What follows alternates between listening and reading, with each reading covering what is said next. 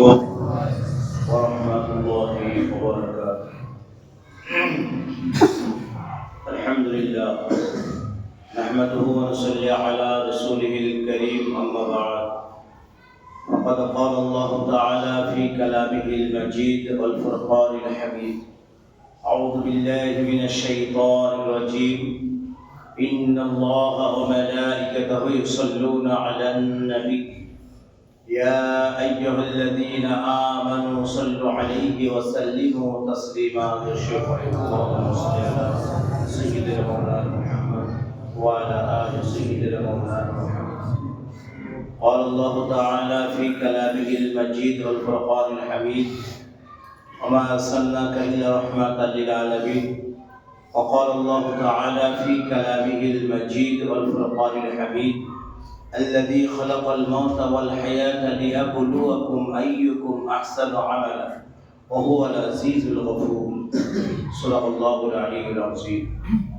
মহাসম্মানীয় আজকের জুমার সমস্ত মুসল্লিবৃন্দ, আমরা সর্বাগ্রে সর্বপ্রথম আল্লাহ পাক সুবহানাহু ওয়া তাআলার দরবারে লাখো কোটি শুকর আদায় করি যে মহান রব্বুল আলামিন আমাদের সকলকে তার পবিত্র স্থানে একত্রিত করেছেন, আসার তৌফিক দিয়েছেন। প্রাণ ভরে সেই মহান দরবারে, মুরিদের দরবারে সিজদা বরক মস্তকে শুকরিয়া জ্ঞাপন করি। সকলে উচ্চ আওয়াজে বলি আলহামদুলিল্লাহ। তাই বলে মরুদুলাল মরুভাস্কর মা মিলাল জগৎগুরু বিশ্ব নবী আশরাফুল আম্বিয়া সাইয়্যিদুল মুরসালিন রাহমাতাল লিল আলামিন জনাবে মুহাম্মদ রাসূলুল্লাহ সাল্লাল্লাহু আলাইহি ওয়াসাল্লাম তার উপর লাখ কোটি দরুদ ও সালাম। আমরা একবার বলি সাল্লাল্লাহু আলাইহি ওয়াসাল্লাম। পবিত্র মাহে জামাতুস সানি মাসের 3 নম্বর জুমা। একটা মাইদ আছে আজকে, বিশেষ করে বায়ান লম্বা চওড়া করব না, যেহেতু একদিকে মাইদ আছে অন্যদিকে বিবাহ আছে, সেজন্য বায়ান সংক্ষেপে হবে ইনশাআল্লাহ।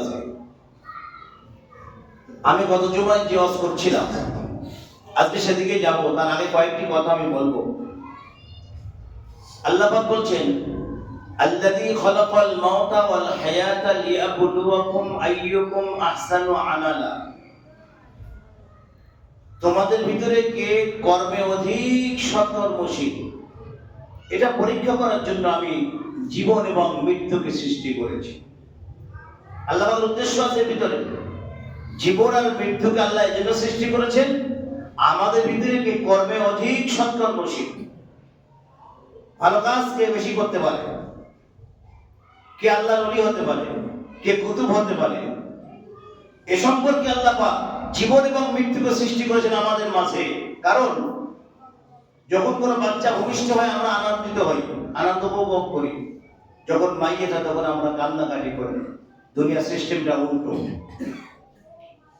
শরীয়তের সিস্টেম দৃষ্টিভঙ্গিতে বলা হয়েছে যখন কোনো বাচ্চা ভূমিষ্ঠ হবে তখন তুমি কান্নাকাটি করো, তখন আল্লাহর কাছে ফরিয়াদ করো যে আল্লাহ এই বাচ্চাটা যেন তোমার এবং তোমার হাবিবের অনুসারী হয়, তোমার এবং তোমার হাবিবের অনুসারী হয়, তোমার পথে পরিচালিত করে বাচ্চাকে আল্লাহ, তখনই কান্নাকাটি করো। আর আমরা শুধু উল্টো পাল্টা দুনিয়া যেই মরে গেছে সেই কান্নাকাটি করতে যাই। মরে গেলে কান্নাকাটি করতে নেই, নিষেধ করেছেন বিশ্বনবী মুহাম্মদ রাসূলুল্লাহ সাল্লাল্লাহু আলাইহি ওয়াসাল্লাম। কান্নাকাটি করো না। কিন্তু আমাদের দুনিয়ার সিস্টেমটা উল্টো, আমরা হলে হাসি আর মরলে কাঁদি। কিন্তু আল্লাহ বলছেন আল্লাযী খালাকাল মাউতা ওয়াল হায়াতা লিয়াবলুয়াকুম আইয়ুকুম আহসানু আমালা। তোমাদের ভিতরে কে কর্মে অধিক সৎকর্মশীল, এটা পরীক্ষা করার জন্য আমি জীবন এবং মৃত্যুকে সৃষ্টি করেছি। কারণ আমরা লক্ষ্য করলে দেখি যুগে যুগে অনেক আম্বিয়া ইকরাম আলাইহিস সালাতু ওয়াস সালাম পৃথিবীতে এসেছিলেন কিসের জন্য? তাদের লক্ষ্য একটাই, তাদের লক্ষ্য ছিল মানুষকে কিভাবে ডেকে আল্লাহর সঙ্গে জুড়ে দেয়। মানুষকে আল্লাহর সঙ্গে জুড়ে দেওয়া ছিল তাদের লক্ষ্য। তাদের দায়িত্ব শেষ, তারা পৃথিবীর জমিন থেকে বিদায় নিয়েছেন। এখন ওলিয়া উলিয়ার সময়, ওলিয়া উলিয়াদের সময় চলছে বর্তমানে। ওলিয়া উলিয়া খুঁজে পাবেন না, একটা দুটো খুঁজে পেতে পারেন। তারপরে কুতুবের জামানা, আল্লাহর কুতুব, এই কুতুবের জামানা শেষ হয়ে যাবে। একদিন তামাম কায়নাত শেষ হয়ে যাবে। যেদিন তামাম কায়নাতে একজন আল্লাহ আল্লাহ বললে ওয়ালা থাকবে না, আমার আল্লাহ বলছেন আমি সেই দিনেই দুনিয়া ধ্বংস করে দেব। সেই দিনে তামাম কায়নাত নেস্তে নাবুদ হয়ে যাবে, সব ধূলিসাৎ হয়ে যাবে। কারণ এমন একটা দিন আমাদের সামনে আসবে, আসতে চলেছে, যেদিনে তামাম দুনিয়ায় আসমান জমিনে নবমণ্ডল ভূমণ্ডলে যত সৃষ্টি আল্লাহ করেছেন কেউ সেদিন আল্লাহ বলবে না, আল্লাহকে ডাকবে না। তার মানে কত খারাপ যুগ আসছে আমাদের সামনে, কত খারাপ যুগ আসছে, কত ঘটিয়া যুগ আসছে আমাদের সামনে। যেই যুগ আসবে সেদিন কেউ দুনিয়ায় একজন আল্লাহ আল্লাহ বলবে না, একটা মানুষ আল্লাহ আল্লাহ বলবে না, একটা মানুষও কি নামাজ পড়বে না। সেদিন আসবে সামনে, সেই দিনে আল্লাহ তামাম দুনিয়াকে ধূলিসাৎ করে দেবেন, ফানা করে দেবেন, বরবাদ করে দেবেন, নেস্তে নাবুদ করে দেবেন। এই দুনিয়া এভাবে আমরা দেখতে পাচ্ছি, এভাবে থাকবে না। সাজানো গোছানো দুনিয়া এভাবে থাকবে না। আল্লাহ পাক বলেন ইযা যুলজিলাতিল আরদু জিলজালাহা। সূরা জিলজাল পড়ে দেখুন কিয়ামতের সমস্ত আলামতগুলোর ভিতরে সুন্দরভাবে আল্লাহ বলে দিয়েছেন কিয়ামত কিভাবে সংঘটিত হবে। সূরা ইনফিতার ফলো করুন, ইযা সামাউল ফাতারাত, আল্লাহ পাক এর ভিতরে জানিয়ে দিয়েছেন। এবং ইযা যুলজিলাতিল আরদু জিলজালাহা, আসমান এবং জমিনের ভিতরে বিরাট সংঘর্ষ হবে। ওয়াহামিলাতিল আরদু ওয়াল জিবালু ফাদুক্কাতা দাক্কাতা ওয়াহিদা, আল্লাহ পাক বলেন আসমান এবং জমিনের ভিতরে সংঘর্ষ হবে, ব্যাপক সংঘর্ষ হবে। আসমান জমিনে যদি সংঘর্ষ হয় দুনিয়াটা কি পজিশন হবে? উল্টো পাল্টা হয়ে যাবে, সব তলাটা উপর উপরটা নিচে হয়ে যাবে, উল্টো পাল্টা হয়ে যাবে। আল্লাহ পাক বলেন ওয়াহামিলাতিল আরদু ওয়াল জিবালু ফাদুক্কাতা দাক্কাতা ওয়াহিদা, আসমান এবং জমিনের সঙ্গে আল্লাহ সংঘর্ষ বাঁধিয়ে দেবেন, ঝামেলা বাঁধিয়ে দেবেন। তারা উভয় ঝামেলা করবে। উভয় ঝামেলার মাঝখানে যে সময়টা অতিবাহিত হবে, এই সময়টা মানুষ কোথায় থাকবে? তখন কোন দুনিয়ায় কোনো মানুষ থাকবে না, দুনিয়ায় কোনো মানুষ সেদিন থাকবে না, সব থাকবে মাটির নিচে, সবাই থাকবে মাটির নিচে। আর সেই সময় আসমান জমিনের সংঘর্ষ বাঁধবে, ব্যাপক ঝামেলা বাঁধবে আসমান এবং জমিনের সঙ্গে। কোথায় আসমান কোথায় জমিন, এই ঝামেলার মাঝখানে আমার আল্লাহ বলছেন সেই সময়, সেই ঝামেলার পরে, তারপরে অনেক পরে যখন সব শান্ত হয়ে যাবে, তখন আমি আবার চারজন ফেরেশতা নিযুক্ত করব। একবার জোরে বলুন সুবহানাল্লাহ। আমার চারজন ফেরেশতা মণ্ডলীকে আমি নিযুক্ত করব, তাদেরকে বলবো যাও আমার নবীকে নিয়ে আসো, বিশ্ব নবী মুহাম্মদ রাসূলুল্লাহ সাল্লাল্লাহু আলাইহি সাল্লামকে নিয়ে আসো, মদিনায় চলে যাও।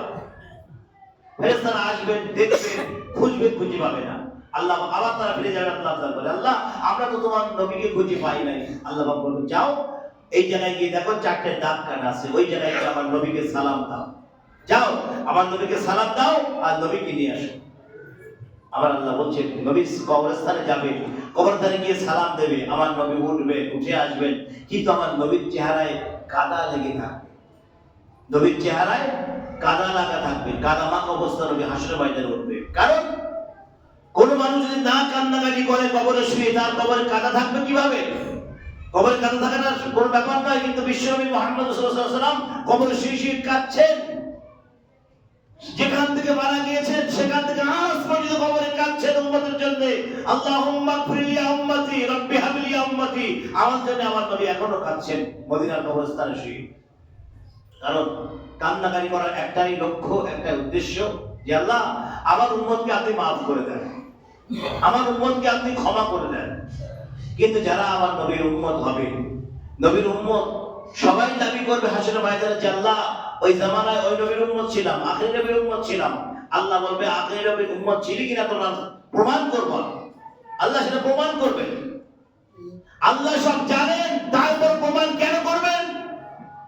যদি কোনো মানুষ বলে যে আল্লাহ আপনি আমার উপর জুলুম করছেন, আমার উপর জুলুম করছেন, আল্লাহ বলবেন না আমি কারো মধ্যে জুলুম করি নয়, তুমি যা অন্যায় করেছো তোমার অন্যায় অনুযায়ী তোমার বিচার হবে আজকে, তুমি যা নেক কাজ করেছো তোমার নেক কাজের অনুযায়ী তোমার হাসরের ময়দানে ফয়সালা করব আজকে। তাহলে আল্লাহ বলছে নেক কাজ করলে যে ফয়সালা হবে এবং অন্যায় কাজ করলে সেই ফয়সালা হবে, তাহলে কারো মধ্যে আল্লাহ জুলুম করলেন না। আল-ইয়াওমা তুজজা কুল্লু নাফসিন বিমা কাসাবাত লা যুলমাল ইয়াওম ইন্নাল্লাহা সারিউল হিসাব। আল্লাহ বলছে আমি কারো মধ্যে জুলুম করব না, আজকের হিসাব হবে সরল সোজা হিসাব হবে, কারো মধ্যে জুলুম করা হবে না। সুতরাং আজকে আলোচনা এখানে শেষ করলাম আলহামদুলিল্লাহ। এই আলোচনা আগামী জুমায় শুরু করবেন ইনশাআল্লাহ। আপনারা মনে করবেন আগামী জুমায় এই আলোচনা হবে আল্লাযী খালাকাল মাউতা ওয়াল হায়াতা লিয়াবলুয়াকুম আইয়ুকুম আহসানু আমালা।